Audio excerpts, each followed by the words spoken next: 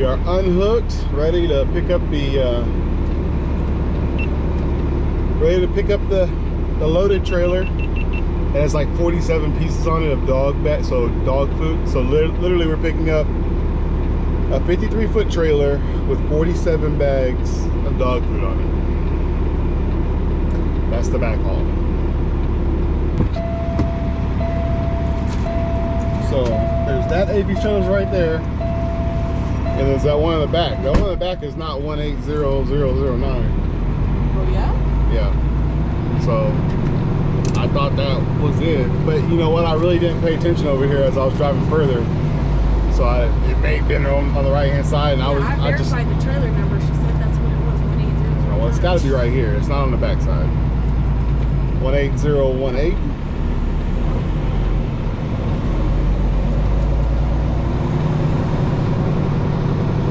Maybe they got the trailer number wrong. It's actually 180, because I saw that one was 18029. In the back, right? No. What is it? I don't know. It's not that. It's not even close to the number. It's not even close. Is there like a seal number on the back of it and all that? Well, let me see here. This AV's carrier. Yeah, there's a seal number here. This is 2177986. Did it say this in a bay? Is it in a bay? She said it's around back. She says it's around back. Yeah. Oh. She said it's gonna be around back.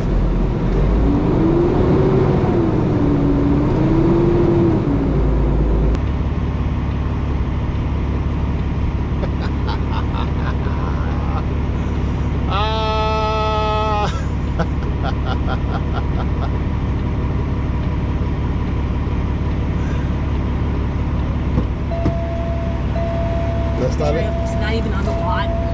Go back around front and I'll go tell her, like, yeah. I'll tell her we thought this trailer was it, but we just drove by it. We didn't really pay attention to the number, and so none of the trailers on their lot, actually. So she had to reprint the paperwork. She's like, I had to reprint the paperwork. Someone already took this load. But they don't have that 19. Someone already picked it up. There's no way. I mean, I've drove around this bitch twice. There's only 3 AVs trailers here. Yeah, 4 AVs trailers. Yeah. Let's ask her. Let's ask her if there's another area. I mean, she may not even fucking know.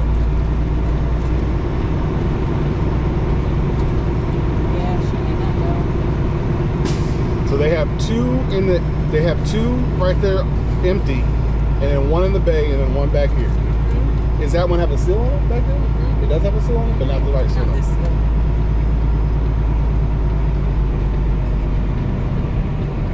I'll take my phone this time because I'll have to call AVs. Ma'am, is there any other place that they park their loaded trailers for here? Or is it just back here? On the front side? My trailer number is 18009 and it's not here. 009. I thought the one that's loaded over here was mine, but it's not. Different seal and everything. Let me get down there and talk. So I don't have to yell at you.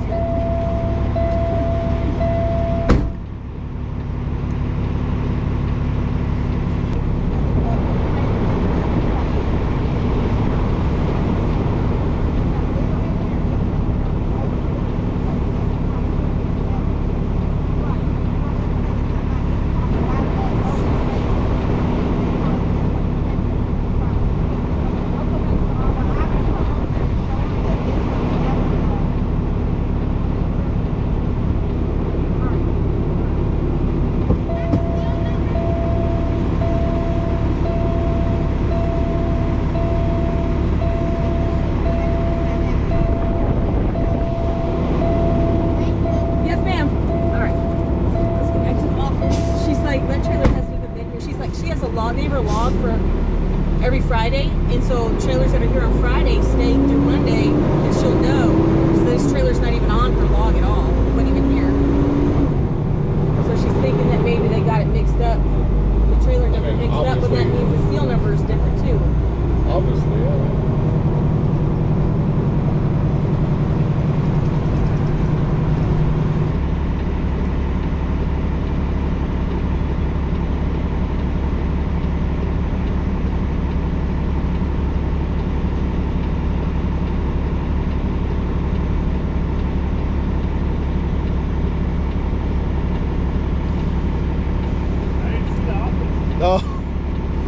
I was blocking it probably. Huh? I said I was blocking it. No. How they treat you? Who? This company? Oh, this is the best company I ever worked for. Really? Yeah. I tell you, we're hiring. Yeah. These are day drivers, though. Yeah. You go home every night. You go home every night. Yeah. I'm an owner operator. This is my truck, my company. I was just messing. That's why I said I treat myself pretty good. So there's still money in it as an owner operator. Oh, I mean, yeah. Me and my wife been doing it for about 10 years now. Yeah. I guess it depends what contract you get, right? Yeah. I do military loads. Really? Yeah. I used to work the military for like 10 years overseas. So you're prior So, service too? no, I'm not prior service. I just worked with the government for 10 years overseas. So I'm in the mix. And these loads is for like, it's the same thing as Walmart, AFES. It's just delivering to, I just deliver to the bases awesome. instead of Walmart. Smart. And you get paid more. I bet. Later. Thank you. So I was just kind of documenting the interaction between myself and another driver. It's kind of how all interactions are. Everyone's always looking, you know, to possibly get drivers, because finding drivers is really, really hard. My wife and I have been looking for drivers for the last, seriously,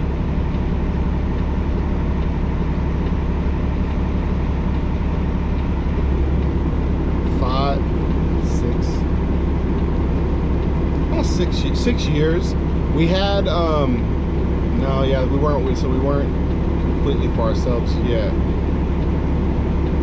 Yeah, so I'd say the last 4 to 6 years, probably those 2 years we probably couldn't have done it, probably couldn't have afforded it, but we were on some right contracts. We actually could have afforded it. We could afford it.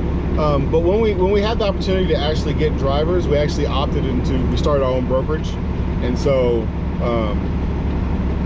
we started brokering loads. I started brokering for oil companies out of Odessa. That dried up. And then we started brokering, and not only brokering, we did logistics and brokering for the oil company directly. Paid really good, obviously. And then we started doing frac tanks. We started moving frac tanks for specific companies, just different companies, and yeah, so we brokered some of those loads as well. So when my wife started brokering, we stopped driving as much, because obviously it was more advantageous to just park the truck and pay other drivers to run it, because they're dealing with the expenses. You really want to be in the business where you're brokering the load, because yeah, I mean, there's no expense. There really is no expense. It's all at the driver. So we've been looking for drivers for a while. It's really hard to find drivers out here. And the crazy thing is that it's so hard to find drivers, but they don't want to pay. No one wants to pay.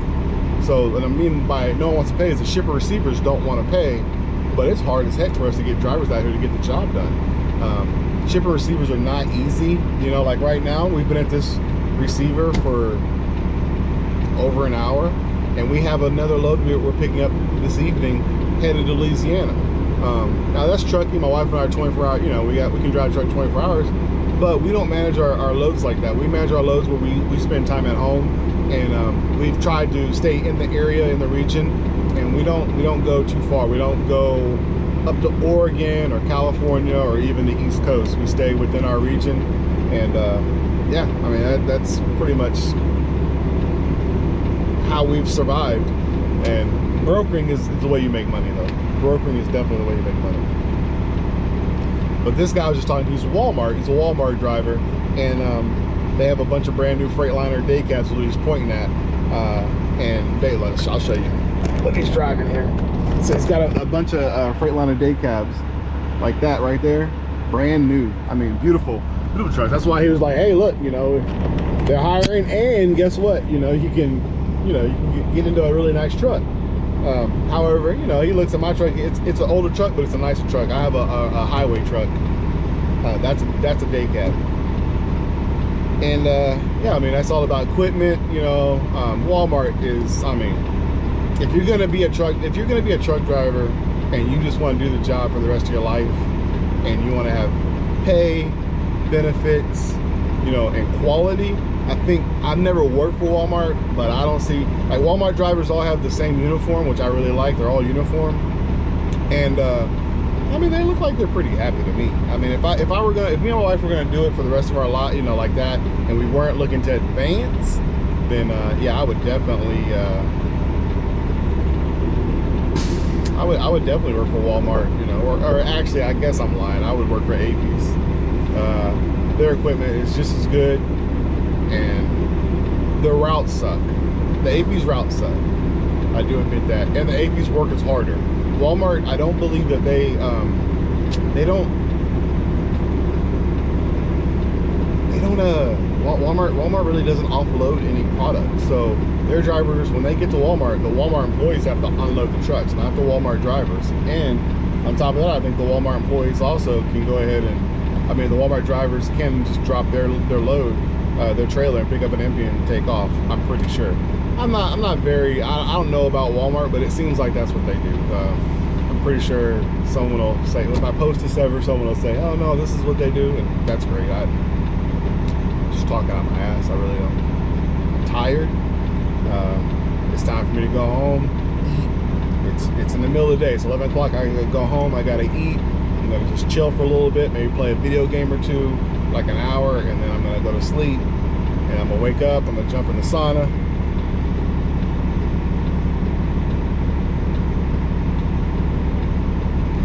So it looks like we lucked out. There's trailer 18018 we have to pick up.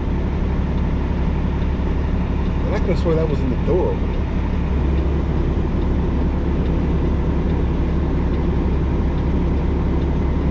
I've literally drove around this building like 4 times now. Maybe 5 times. 4 to 5 times. Literally 2 hours later, we now have the trailer. The trailer that Waco thought was here is actually in Waco. So they actually had another trailer here. So like, hey, look, just picking that one up. Once again, we don't get paid like extra for this. So we just sat here for 2 hours we sat here for 2 hours The for seal wasn't closed though. Like I said, that's why I went ahead and stopped to check real quick. All right. 587 looks right.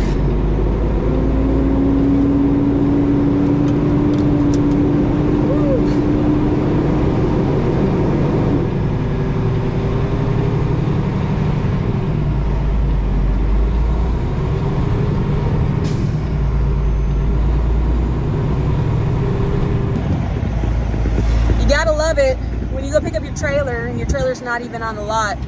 It's actually at the DC back in Waco. And then they issue a whole different load. We are laughing.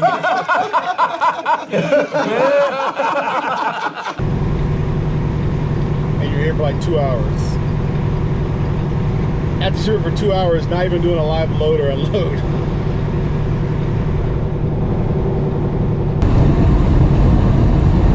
Did you order them?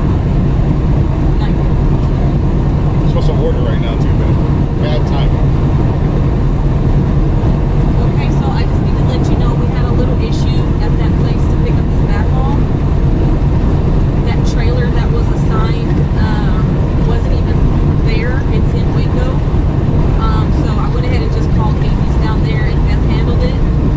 And they gave us a different trailer number and a different pickup number. So I don't know if I have to wait and have them change the paperwork down there.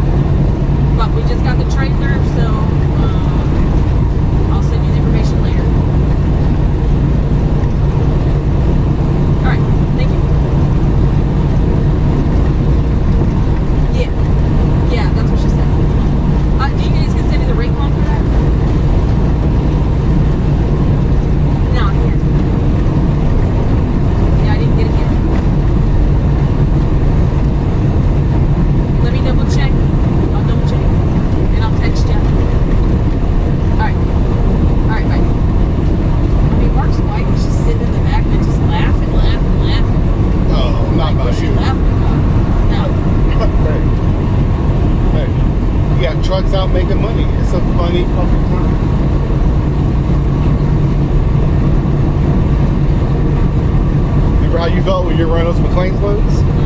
Well, I mean, not running them, but you know, the brokering them? Yeah. You were kind of stressed out. I mean, it was a lot. It was a lot, yeah. But you made some good money. 3 months, yeah. Like 40,000, 50,000? 48,000 in 3 months. Yeah. So a year, you can make 200 grand on like that easy. And you should have made more. You chose not to. You actually gave the drivers more money.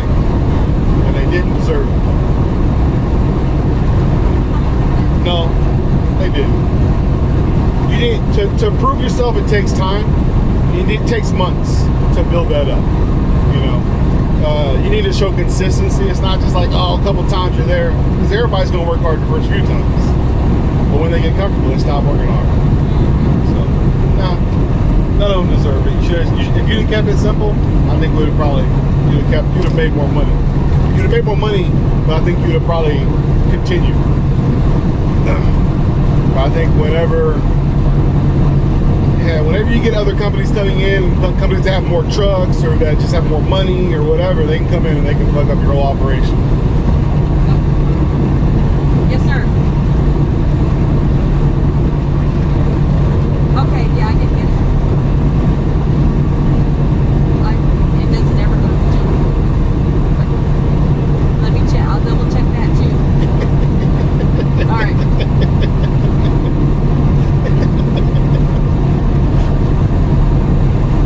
Okay. Check your Hey, junk mail. babe, you always, I mean, this is what gets you in so many tips with me when I get on your ass. Because your automatic responses is always a smart ass fucking reply. It doesn't ever go to junk mail. Just shut up and check the junk mail.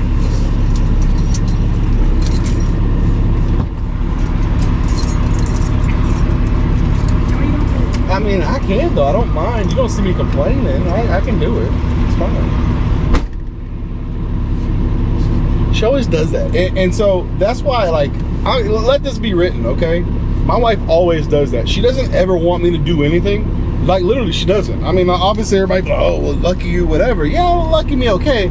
But then, you know, then when it comes to time, oh, you don't ever do nothing. It's like, well, every time I try to do something, you try to jump in front of me. My wife is the epitome of jumping in front of me. Everything. And well, the only thing she doesn't like doing is dishes. I'm sorry. She loves using every dish to cook, but she does not like doing dishes. She uses every dish to cook.